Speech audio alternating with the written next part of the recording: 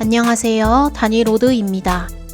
오늘은 조금씩 드러나기 시작한 중국 내에서 벌어진 충격적 탄압에 대해 이야기해 보겠습니다. 중국이 탄압하고 있는 이들은 바로 위구르족인데요. 위구르족은 다른 소수민족에 비해 덜 알려져 있고 지원도 상대적으로 적으며 위구르 독립운동이 이슬람과 연관되어 있어 서방의 지지가 적은 편입니다. 위구르족은 중국 정부가 공식적으로 인정한 56개 민족 중 하나이며 터키계로 주로 신장 위구르 자치구에 거주하며 위구르어와 위구르 문자를 사용합니다. 현재 신장 위구르 자치구의 인구 구성비는 위구르족 45%, 한족 41%, 카자흐인 7%, 기타 8%입니다. 위구르족은 중국 안에 있는 소수민족 중 가장 한족과 문화적으로 이질적이며 독립하기 위해 격렬히 저항해온 민족으로 중국의 지배가 흔들릴 경우 가장 먼저 독립운동에 나설 가능성이 높은 민족으로 꼽히고 있습니다. 이로 인해 신장 위구르 자치구는 세계에서 가장 삼엄한 경찰 통치 지역으로 알려져 있는데요. 마을 곳곳마다 감시 카메라가 설치되어 있고 첨단 정보통신 기술을 기반으로 위구르족에 대한 데이터 수집과 함께 주민들의 일거수일투족을 감시합니다. 중국 정부가 인공지능 기술을 사용해 인종 프로파일링을 한 것인데요. 이미 중국은 위구르족 DNA를 채취하여 엄격한 감시 모니터링을 해왔으며 현재 중국 내에서 급증하고 있는 감시 카메라 네트워크와 안면인식 기술을 결합하여 위구르족의 신체적 특성에 따라 그들의 움직임을 추적하고 기록하는 데 사용하고 있습니다. 이러한 상황은 동부의 도시인 항저우와 원저우 등지에서도 나타나는데요. 위구르족을 표적으로 한 얼굴 인식 기술이 이곳에도 사용되고 있으며 허난성에 속한 도시 쌈먼샤의 황하강을 따라 경찰 당국이 한 달에 50만 번 이상 모니터링을 하며 지나가는 사람이 위구르족인지 아닌지를 판별한다고 합니다. 이러한 사실은 지난해 말 16개 지방 24개 경찰기관에서 작성된 보고서를 통해 드러났으며 이 소식이 전해지자 국제사회는 경악을 금치 못했습니다. 정부 차원에서 인종에 따라 개인을 감시하는 것도 놀라운 일이지만 실질적으로 이런 안면인식 기술이 정확하지 않다는 점이 문제입니다.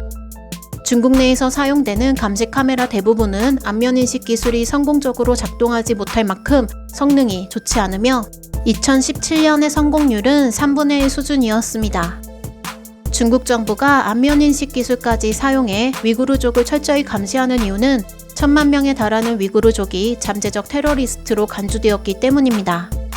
중국 정부는 그동안 위구르족 무장 세력들이 이슬람 극단주의 세력과 연관되어 있다며 치안 강화 조치가 정당하다고 강조해 왔으나 해외로 망명한 위구르족 운동가들과 국제인권기구에 따르면 중국 정부의 강압적 통치가 결과적으로 위구르족을 극단주의로 변하게 하는 원인이라고 지적했습니다. 그리고 위구르족과 관련하여 최근 문제가 커지고 있는 이유는 중국 정부가 위구르족을 수용소로 구금한 사실이 알려졌기 때문인데요. 현재 수용소에 구금된 인원은 약 100만 명 정도로 추정된다고 합니다.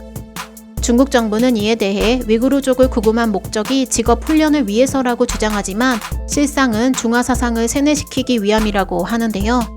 왜냐하면 수용소에 갇힌 위구르족들이 이곳에서 중국어, 법률, 민족 단결, 극단주의 탈피, 애국심 등을 학습하며 정해진 수료기간 없이 3개의 과목에서 기준을 통과해야만 이곳을 나갈 수 있기 때문입니다. 이러한 사실에 묵과할 수 없었던 미국과 유엔은 지난해 8월부터 신장 위구르 수용소가 인권을 침해하고 있다며 집중적으로 문제 제기하였고 이에 대해 중국 정부는 수용소는 직업훈련의 기회를 무료로 제공해 생활 수준을 향상시키기 위한 일종의 복지제도에 속하는 것이라며 반박하고 있습니다. 하지만 이에 대해 폼페이오 국무장관은 권리와 자유를 행사하려다 붙잡힌 모든 이의 석방을 중국에 요구하며 임의적 구금을 중단하고 종교적 정치적 표현을 테러리즘으로 매도하는 정책을 중단할 것을 요구한다며 비판했고 미 의회는 시진핑 주석의 인권유린 인정과 수용소 폐쇄를 요구하는 결의안을 발의했습니다. 이에 대해 경상 중국 외교부 대변인은 미국이 중국 내정에 심각한 간섭을 하고 있다며 국제관계의 기본 준칙을 짓밟았다고 비판했고 중국은 이에 대해 미국에 강력히 항의했다며 목소리를 높였습니다. 중국 정부의 위구르족에 대한 지속적 탄압이 직업훈련이라는 말로 포장되는 것은 결코 옳지 않으며 모든 위구르족을 극단적 이슬람이라며 단정짓는 것도 또 다른 형태의 탄압이 아닌가라는 생각이 듭니다. 시청해주셔서 감사합니다. 좋은 하루 되세요. 다니로드였습니다.